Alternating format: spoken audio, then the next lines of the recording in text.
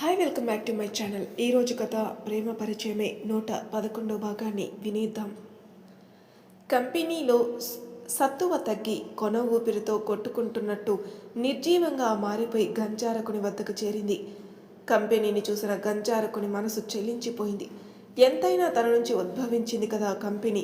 అలాగే అతనికి ఉన్న ఏకైక నమ్మకస్తురాలు. అలా చూసి వెంటనే లేవబోయి కదలకూడదు అని అక్కడే కూర్చున్నాడు. కంపెనీ నిర్జీవమైన కళతో గంజారకుని వైపే చూసింది.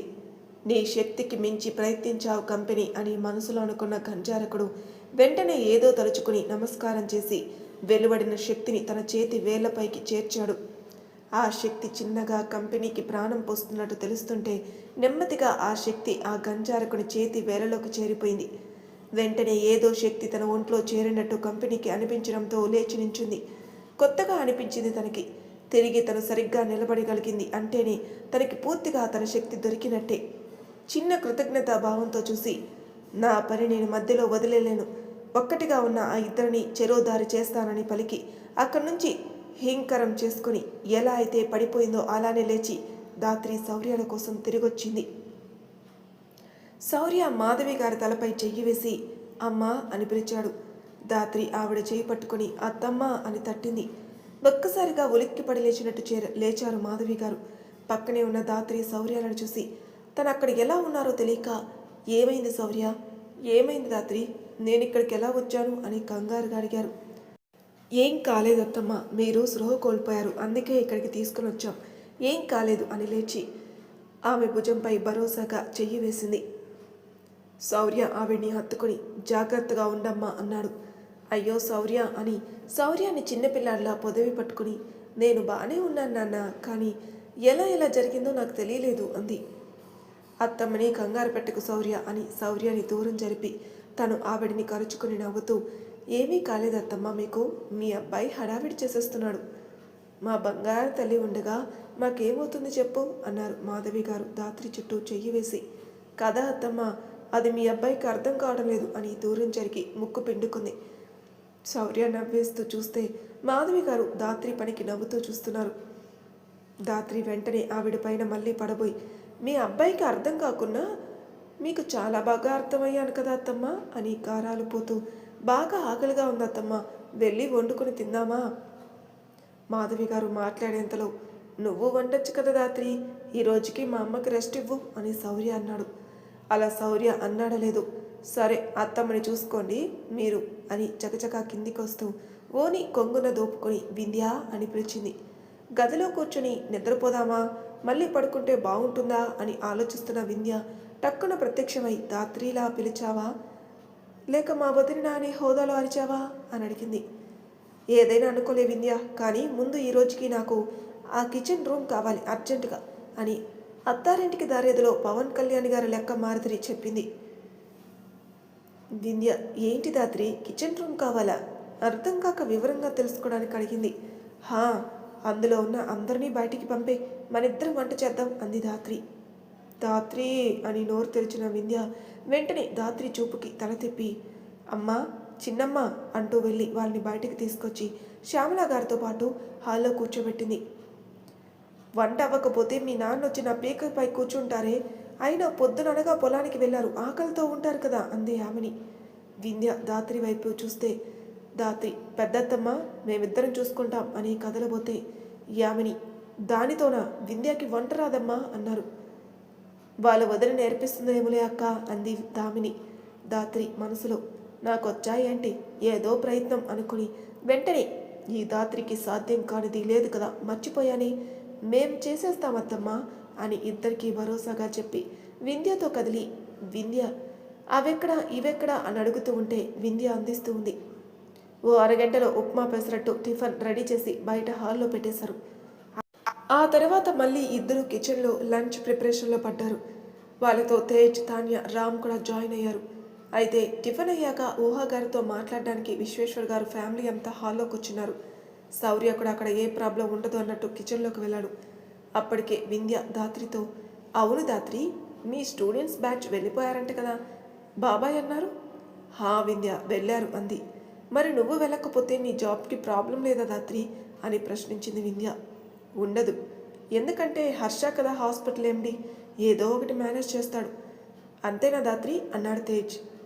దాత్రి నవ్వి, అదేం లేదు తేజ్, అప్పుడే నేను లీవ్ పెట్టేశాను, నో ప్రాబ్లం. సో ప్రాబ్లం లేదు, అయినా హర్ష ఏమనలే. ఈ హర్ష ఎవరు అంది వింధ్య.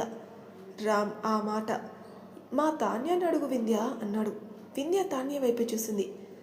వింధ్య, నువ్వు కూడా నా రామ్ అని చిన్న నవ్వు నవ్వితే ఆ నవ్వు వాళ్ళ మాటలు హర్ష తాన్యాల గురించి ఏదో చెప్పేయడంతో నార్మల్గా నవ్వుతూ చూసింది వింధ్య. తేజ్ వచ్చాక కాల్ చేసావా తాన్య అసలుకి అని అడిగాడు. తాన్య లేదని తలూపింది. చెయ్యవే, చెయ్యవు, తను ఇంకొకరిని తగులుకుంటే అప్పుడుంటుంది అన్నాడు తేజ్. హర్ష అలాంటి వాడు కాదు తేజ్ అని అంది దాత్రి. అయ్యో నీకు అర్థం కావడం లేదు దాత్రి, ఓ అమ్మాయికి లవ్ ఎక్స్ప్రెస్ చేశాక ఓ అబ్బాయికి ఎన్ని చెప్పుకోవాలని అనిపిస్తుందో తెలుసా? తమరికి ఎక్కడ అనుభవం అయ్యింది తేజ్ అని అడిగింది వింధ్య. ఆ మాటకి తేజ్ గుండె జారినట్టే ఓ చేత్తో కిందికి పట్టుకుని ఎంతో బాధతో దాన్ని యథాస్థానానికి తెచ్చినట్టు ఫోర్స్ కొట్టాడు. రామ్ తాన్య నవ్వుతూ చూశారు. దాత్రి వంటలో బిజీగా ఉంది. అబ్బా యాక్టింగ్, ఓ షార్ట్ ఫిల్మ్లో ట్రై చేయలేకపోయావా అంది వింధ్య. ఈ తేజ్ గాడికి హీరోయిన్ లేదు, అది జీవితంలో అయినా తెరపైన అయినా హీరోయిన్ లేని మూవీలు ఉండవు కదా, అందుకే అంత ఇంట్రెస్ట్ లేదు అని వింధ్యకి సమాధానం చెప్పి, అవును దాత్రి, మా సారు తన లవ్ని ఎలా చెప్పారు నీకు అంటే ఎలా చెప్తారు అంటున్నాను, మాకు ఉపయోగపడుతుంది చెప్పొచ్చు కదా అన్నాడు. ఇప్పటి వరకు అదంతా వింటున్న శౌర్య, దాత్రి చెప్పేస్తుందా ఏంటి, నా మాటలు తెలిస్తే వీళ్ళు నాతో ఆడేసుకుంటారు అనుకుని గొంతు సవరించాడు. అంతే, తేజ్ పొజిషన్ మారిపోయి ఈ టైంలోనే రావాలా అన్న ఎక్స్ప్రెషన్ని దాచలేక బయటికి చూపిస్తూనే పల్లికిలిస్తూ ఉన్నాడు. విదర్ బ్యాచ్ వాళ్ళు వెళ్తున్నారంట తేజ్, విదర్ ఒక్కడే హెల్ప్ చేస్తున్నాడు, వెళ్తారా మీరు కూడా అన్నాడు శౌర్య. ఇండైరెక్ట్గా ఇక్కడి నుంచి వెళ్ళమని చాలా గౌరవంగా చెప్తున్నారా మా సారు అని మనసులోని అనుకుని రారా రామ్ అని వెళ్ళిపోబోతుంటే విదర్ ఉంటాడా వెళ్తాడా అన్న సందేహంతో చేసే పని ఆపేసి వింధ్య పల్లెకిలిస్తూ బయటికి జారుకుంది. ఇక తాన్య నేనెందుకు ఇక్కడ అని వాళ్ళ వెనకే వెళ్ళిపోయింది. దాత్రి అందరూ వెళ్ళారుగా, మీరు వెళ్ళండి అని తన పని తాను చేసుకుంటూ ఉంది. నాకు తెలుసులే కానీ ఏం చేస్తున్నావు అని దాత్రిని ఎటూ కదలకపోకుండా అటు ఇటు అడ్డంగా చెయ్యి వేసి వెనక నించున్నాడు. శౌర్య స్పర్శ వెనక మెడని తాకగాని పక్కకి జరగబోయి శౌర్య చేతిని అడ్డుగా చూసి ఆగి అలానే నించుంది.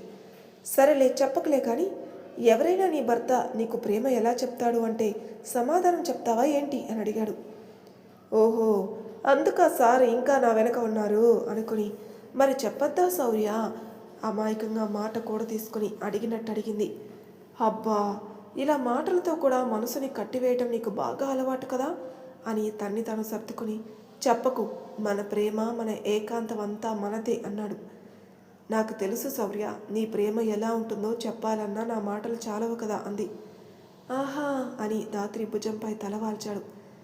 ఎవరైనా వస్తారు అని పక్కకు జరగబోతే శౌర్య తనని ఆపేసి ఎవరూ రారు అని దాత్రి వైపు చూసి కొన్ని కొలతలు కావాలి నాకు అన్నాడు. ఏంటి అని ఆశ్చర్యంగా అడిగింది. శౌర్య నవ్వుతూ చాలా చిన్నగా తన పనిని చెప్తే వెంటనే శౌర్య వైపుకి తిరిగి ఇంకేం పని లేదా శౌర్య నీకు అంది. లేదు అన్నట్టు తలూపి మొదలు పెట్టలా అన్నాడు. ఇది వంటగది శౌర్య అంది. ఏదైతే నాకేంటి బేబీ డాల్ అని దాత్రికి మాట్లాడే అవకాశం ఇవ్వకుండా తన చెవిపై నుంచి మొదలు పెడడు మెడ వంపు వరకు అదన సంతకాల్ని అతని ప్రేమనంతా పంచేలా ఇష్టంగా చేస్తాడు. కనులు మూసి శౌర్య చర్యకి బుగ్గలను కెంపులు చేసుకుని పరవశానికి లోనైన దాత్రిని చూసి లెక్కబెట్టావా దాత్రి అన్నాడు చిన్నగా. వెంటనే కనులు తెరిచి ఇబ్బందిగా ఇక్కడి నుంచి వెళ్ళు శౌర్య, నువ్వు వెళ్ళు అంటూ తోసింది. శౌర్య ఒక్కడుగు వెనక్కి వేయగానే శౌర్య చేస్తున్న చిలిపి అల్లరికి అలా నిలబడిపోయాను అనుకున్న దాత్రి మనసులో అన్నీ మర్చిపోతావా తను ఉంటే అని తిట్టుకుంటూ ఇక చాలు శౌర్య నువ్వెళ్ళు అని వెంటనే వెనక్కి తిరిగి గ్యాస్ని సిమ్లో వేసింది. శౌర్య అక్కడే ఉండి నవ్వుతూ దాత్రి చేతిని పట్టుకొని తన దగ్గరికి లాక్కుని ఇంకా నా పెదవుల ప్రయాణం ఆగలేదేమో కదా, ఇక్కడికి ఎంత అయింది? శౌర్య మాటలకి తను ఏం మాట్లాడలేక తల వాల్చేస్తే శౌర్య ఇక ఆగడు అనుకున్న దాత్రి ఎలాగోలా శౌర్యాన్ని పంపాలనుకుని నాకు తెలియదు, వెళ్ళు శౌర్య నువ్వు అంది.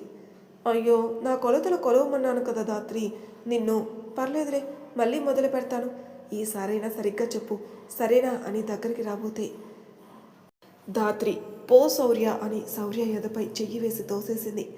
శౌర్య నవ్వుతూ దూరం జరిగి ధాత్రి టెన్షన్ని చూసి నవ్వుకుంటూ, కావాలని అవునా, నేను 4 పెట్టాను అనుకున్నానే. ఏం కాదులే, మరలా చూద్దాం అన్నాడు. శౌర్య అని ధాత్రి దూరంగా శౌర్యని ఆపేసి, ఇప్పుడు నువ్వు అని ఆగిపోయి శౌర్య చేసిన పనికి ముందు నా చుట్టూ ఉన్న చేతి అని ఉసూరుమంటూ అంది. తీయనగా అని నవ్వుతూ ఇంకా దగ్గరికి లాక్కున్నాడు. శౌర్య అని అంటూనే వెళ్ళి తన ఎదకి అంటుకుంది. బేబీ డాల్ చెప్పు. నా మీద ప్రేమ ఉంటుంది అంటావు, కానీ కనీసం జాలి కూడా లేదు నీకు. అవునా అని ఆశ్చర్యం నటిస్తూ అడిగాడు. అవును, ఇది న్యాయమా? చూడు, నువ్వు నన్ను ఇలా ఈ వంటగదిలో ఇబ్బంది పెట్టావే అనుకో, రాత్రి గదికి రాను. రాకు, నేనే వస్తాను నీ దగ్గరికి అన్నాడు. నేను వింధ్య దగ్గరే పడుకుంటాను, అప్పుడెలా వస్తావు? ఆహా, నిజమా అని నవ్వుని దాచేస్తూ ధాత్రిని దూరం జరిపి తన కళ్ళల్లోకి చూసి, అవును, మనకి మొదటి రాత్రి జరగలేదు కదా, పద అమ్మకు చెప్తామిద్దరం, మంచి రోజు చూస్తారు అన్నాడు. శౌర్య అని ఎత్తిన తల దించి నేల చూపులు చూస్తున్న ధాత్రి మొహంలో భయమో బిడియమో మరి ఇంకేదోనో తనలో కలుగుతున్న మార్పులకి శౌర్య నవ్వుతూ ఆ నవ్వుని బయటికి రానివ్వకుండా ఆపేసి, వింధ్యాల నిశ్చితార్థానికి ముహూర్తం చూస్తారు కదా, ఇప్పుడు అమ్మకి చెప్పేస్తాను, అప్పుడు ఎన్నాళ్ళు నువ్వు వింధ్య దగ్గర పడుకుంటావో చూస్తాను. ధాత్రి ఒక్క 2 నిమిషాలు ఏం మాట్లాడకుండా ఓ నిర్ణయానికి వచ్చి తనలో ఉన్న భయాలను తోసేసి తలెత్తి నవ్వుతూ, సరే వెళ్ళి ఆ పని చూడు అని నవ్వుతూ తోసుకుంటూ వచ్చి కిచెన్ బయట నిలబెట్టింది శౌర్యాని. ధాత్రి ఇచ్చిన రిప్లైతో, అంటే ఇప్పుడు అమ్మని అడగాల? చిచి, అలా ఎలా అడిగేస్తాను, నేనేదో ఊరికే అన్నాను, ఈ ధాత్రి హోప్స్ పెట్టుకుందా అని తనలో తాను ఆలోచించుకుని చూసేసరికి ధాత్రి వండిన కూరలో అన్నీ సరిపోయాయో లేదో చివరిగా ఓసారి చూసుకుంటూ కనిపించింది.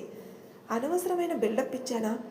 అయితేలే, ఇలా గుర్తు చేయకపోతే నన్ను బ్రహ్మచారిని చేసేస్తుంది నా బేబీ డాల్ అని ధాత్రి వైపు చూసి, నువ్వు గదికి రాకపోతే ఏంటి, నేను నిన్ను తెచ్చుకుంటానుగా అని నవ్వుకుంటూ అందరి దగ్గరికి వచ్చేస్తాడు. విశ్వేశ్వర్ గారు వాళ్ళకి ఈ సంబంధం ఇష్టమని చెప్పడంతో ఊహాగారు ఆనందంగా ఆవిడ గురించి, ఠాకూర్ గారి గురించి చెప్పారు. వాళ్ళు సిబిఐగా ఫ్యామిలీకి దూరమై నిలబడినందుకు ఠాకూర్ గారిని అభినందించారు, కానీ ఆమెపై అనుమానాలు పెట్టుకోలేదు. అందరి ఆలోచన ధోరణి ఒకేలా ఉండదు. కావాలనుకుంటే అందులో ఉన్న ఒప్పులని వెతుక్కుంటాం కదా. ఆ తర్వాత విశ్వేశ్వర్ గారు గుడిలో పంతులు గారితో మాట్లాడతాను, అబ్బాయి జాతకం కావాలమ్మా అని అంటే, నా మొబైల్లోనే ఉంది బాబాయ్ గారు, దాని జిరాక్స్ తీయిస్తాను అని చెప్పారు. ఎప్పుడెప్పుడు గుమ్మానికి తోరణాలు కడదామా అన్నట్టు ఉన్నారు పెద్దవాళ్ళంతా. శౌర్య నవ్వుతూ వచ్చి మాధవి గారి పక్కన నించున్నాడు. మాధవి గారు శౌర్య మొహాన్ని చూసి, ఏంటి శౌర్య, నీ భార్య ఇంకా నేను చిన్నపిల్లని అంటుందా? అంతేగా ఎప్పుడైనా అనేసి నోరు కొరుక్కొని మా అని తలెత్తాడు. మాధవి గారు నవ్వి, నా కొడుకుకి పెద్ద కష్టమే వచ్చిందే, నన్ను నానమ్మ అనిపించడానికి అని నవ్వేశారు. శౌర్య ఆవిడ నవ్వును చూసి, అమ్మా, నువ్వు నవ్వుతుంటే నా మనసు హాయిగా ఉంటుంది అని ఆవిడ్ని చుట్టుకున్నాడు. మాధవి గారు నవ్వి, నిజమా లేక అని ఆపేసి మాధవి గారి మాటకి బేరగా చూస్తున్న శౌర్య తలపై చెయ్యి వేసి నవ్వుతూ, ఊరికే అడిగానులే నాన్న, నాకు తెలీదా నా కొడుకు నిజం చెప్తే ఎలా ఉంటుందో అని నవ్వేశారు. ధాత్రి కిచెన్లో పని మొత్తం పూర్తి చేసి చిరాగ్గా అనిపించడంతో మార్నింగ్ బాత్ చేసినా ఏం పర్లేదు, అర్జెంటుగా బాత్ చేయాలనుకుని చకచకా నడుచుకుంటూ గదిలోకి వెళ్ళింది. ధాత్రి ఆలోచన అర్థమైన వాడిలా నవ్వుతూ, అమ్మా ఇప్పుడే వస్తాను అని అంటూ నవ్వుకుంటూ వెళ్తున్న కొడుకును చూసి మాధవి గారు నవ్వుతూ, ఇప్పుడే రావద్దులే వెళ్ళు అన్నారు. వాళ్ళ సంభాషణ చిన్నగా జరగడంతో వాళ్ళని ఎవరూ పట్టించుకోలేదు. తేజ్, తాన్య, రామ్, వింధ్య నలుగురు విదర్ బ్యాచ్ వద్దకు వచ్చారు. విదర్ శిల్పతో ఏదో మాట్లాడుతూ వింధ్యాని చూసి ఓ అడుగు దూరం జరిగాడు శిల్పకి. అది చూసిన వింధ్య నవ్వుకుంటూ తలదించింది. తేజ్, నువ్వు వెళ్తున్నావా విదర్ అన్నాడు. విదర్ అమ్మ ఒక ½ an hourలో చెప్తానంది, వెయిట్ చేస్తున్నాను అన్నాడు. నువ్వు వెళ్ళవులే కానీ వీళ్ళని వెయిట్ చేయించుకో అన్నాడు తేజ్. మేము సార్ కోసం వెయిట్ చేయడం లేదు, మా వాళ్ళే రెడీ అవుతున్నారు, ఎలాగో ఈవినింగ్ ఫ్లైట్, నెమ్మదిగా చిల్ అవుతూ వెళ్దామని అంటుంది శిల్ప. అలాగే వెళ్ళండమ్మా అన్నాడు వెటకారం నింపిన స్వరంతో. శిల్ప ఏదో అనబోతుంటే విదర్, లీవ్ శిల్ప, నేను చీఫ్కి ఆల్రెడీ ఈ టెంపుల్ ఇన్ఫో అంతా సాఫ్ట్ కాపీలో పంపాను, ఇది హార్డ్ కాపీ, దీన్ని కూడా సబ్మిట్ చేయి, అండ్ నేను ఆయనతో ఒకసారి కాల్ చేసి మాట్లాడతాను, ఓకేనా అన్నాడు. షూర్ సార్, ఓకే అని తలూపింది శిల్ప. వాళ్ళ నలుగురు అక్కడ వాళ్ళకి హెల్ప్ చేస్తూ ఉన్నారు. ఇక ఊహా గారు, సరే బాబాయ్ గారు, నేను మా అబ్బాయితో అక్కడే ఉంటాను, ఇక పైకి లేచారు. అదేంటమ్మా అన్నారు వెంటనే శ్యామ్య గారు. అంటే పెళ్ళి అవ్వకుండా అబ్బాయి అమ్మాయి ఒకే ఇంట్లో ఉండడం అని ఆపేసి వెంటనే అంటే వాళ్ళంతా వెళ్ళిపోతున్నారు, నా కొడుకు ఒక్కడే ఉంటాడు కదా అక్కడ, అందుకే అన్నారు సంశయంతో. మాధవి గారు, ఊహ బిద్దరు గురించి మాకు తెలీదా?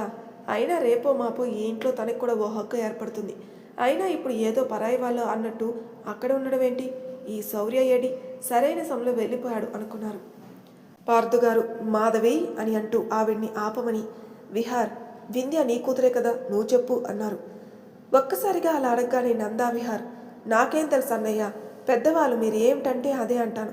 నా కూతుర్ని ఆ పక్క ఆమె కూతురులా చూసుకుంటారు అని నమ్మకం ఉండగా మాకేం భయం లేదు. ఊహాగారు నవ్వుతూ చూశారు. విశ్వేశ్వరరావు గారు, మన నోటి నుంచి బయటకు వచ్చే వరకు వాళ్ళకి ముడి వేస్తామని ఎవరికీ తెలియదు కదా. అబ్బాయిని ఇక్కడికి రమ్మనమ్మా, మనందరితోనే ఉంటాడు. అలాగే మా అల్లుడు గారిని కూడా ఇక్కడికి రమ్మని తల్లి అన్నారు. ఊహాగారు నవ్వేసి, ఈ నైటే చెప్తాను బాబాయ్ గారు, కొడుకు విషయంలో ఆలస్యం చేయరాయన, చూడండి మీరే అన్నారు. అందరూ ఆనందంగా మాట్లాడుకుంటూ ఉంటే ఊహాగారు, నేను వెళ్ళి వాడిని ఇక్కడికి వచ్చేయమని ఓ మాట చెప్తాను బాబాయ్ గారు అని అడగ్గా విశ్వేశ్వరరావు గారు కూడా వెళ్ళమ్మా అన్నారు. ఆవిడ వచ్చేసరికి విదర్ ఎవరితోనో మాట్లాడుతూ కనిపించాడు. ఊహాగారు విదర్ అని పిలవడంతో అటు చూశాడు. విదర్ ఏంటమ్మా అంటే, నీ లగేజ్ తెచ్చుకో ఇక్కడికి అని చెప్పకనే విషయం చెప్పేశారు. పర్లేదా అన్నాడు విదర్. కళ్ళార్పారు ఊహాగారు. విదర్ తలూపి తన పనిలో తనున్నాడు. కాసేపటికి తాన్యా, విదర్ భయ్యా, మేము వీళ్ళని పంపేసి వస్తాము, మీరు మీ లగేజ్ తీసుకుని వెళ్ళండి అని చెప్పడంతో తేజ్, నిజమే విదర్, మీరు వెళ్ళండి, మేము వీళ్ళని పంపేసి వస్తాం. విదర్ ఆలోచిస్తూనే తలూపాడు. నేను మీకు హెల్ప్ చేస్తాను అని వింధ్య విదర్ పక్కకొచ్చి నించుంది. రామ్, తేజ్, తానియా నవ్వుకున్నారు. అలాగే అక్కడున్న వాళ్ళతో కదిలారు. అయితే శిల్ప ఏదో మిస్ అయినట్టు ఫీల్ అయిపోతూ విదర్ దగ్గరికి పరుగున వచ్చి వెంటనే విదర్ని హత్తుకుంది. విదర్ గుండె వేగం పెరిగి వింధ్య ఎలా రియాక్ట్ అవుతుందో అని వింధ్య వైపు చూస్తే వింధ్య ఏంటి అని కళ్ళెగరేసింది. విదర్ ఏమీ లేదు అన్నట్టు తల అడ్డంగా ఊపి శిల్పాని దూరం జరిపి, ఏమైంది శిల్ప అని అడిగాడు అమాయకంగా. మీరు రాను అంటే ఏదోలా ఉంది సార్ అంది. నేను మీతో ఎప్పుడూ ఉండలేను కదా శిల్ప, నేనే కాదు నీ చేయి పట్టుకునే వ్యక్తి తప్ప ఎవరూ నీతో శాశ్వతం కాదు కదా అన్నాడు. శిల్ప తలెత్తి, అది మీరే అవ్వచ్చు కదా సార్ అని అడిగేసింది. ఎందుకో విదర్ చేజారిపోతాడేమో అని భయం వేసింది శిల్పాకి. ఆ మాటకి కూడా వింధ్య నవ్వుతూ విదర్నే చూస్తుంది. సారీ శిల్ప, నా లైఫ్ని షేర్ చేసుకోవాలనుకుంటున్న అమ్మాయిని నేను ఎప్పుడో నిర్ణయించుకున్నాను, ఐఎమ్ సారీ అన్నాడు. ఇట్స్ ఓకే సార్, అన్నీ అందరికీ దక్కవు, నా విషయంలో అన్నీ అంతే అనేసి మీరు హ్యాపీగా ఉండాలని కోరుకుంటూ మిమ్మల్ని వదిలి వెళ్తున్నాను అని సన్నని కన్నీటి పొరతో అక్కడి నుంచి వెళ్ళిపోయింది శిల్ప. వాళ్ళు గేటు దాటే వరకు చూస్తూనే ఉన్నాడు విదర్. ఇక విదర్తో పాటు అక్కడ వింధ్య ఒక్కటే నిలబడి ఉంది. వాళ్ళు కంటి ముందు నుంచి మాయమయ్యాక ఫేస్ టర్న్ చేశాడు విదర్. ఎదురుగా చేతులు కట్టుకొని తననే చూస్తున్న వింధ్య కనిపించగానే తెలియకుండా తల వంచేశాడు. వింధ్య, అనవసరంగా వింధ్యతో కమిట్ అయ్యాను. శిల్పాకి నా కోసం కన్నీరు పెట్టుకునేంత ప్రేమ ఉంటే వింధ్యకి కనీసం అర్థం చేసుకునే ప్రేమ లేదు అనుకుంటున్నావా విదర్ అని ప్రశ్నిస్తూ విదర్ గెడ్డం పట్టుకుని తల పైకెత్తి అతని కళ్ళలోకి సూటిగా చూసింది. మరి తర్వాయి భాగంలో ఏం జరగబోతుందో నెక్స్ట్ ఎపిసోడ్లో తెలుసుకుందాం. అంతవరకు నా ఛానల్ సబ్స్క్రైబ్ చేయని వాళ్ళు ప్లీజ్ సబ్స్క్రైబ్ చేసుకోండి, లైక్ చేసి షేర్ చేయండి, మీ అభిప్రాయాలు నాకు కామెంట్ రూపంలో తెలియజేయండి. Thank you for listening.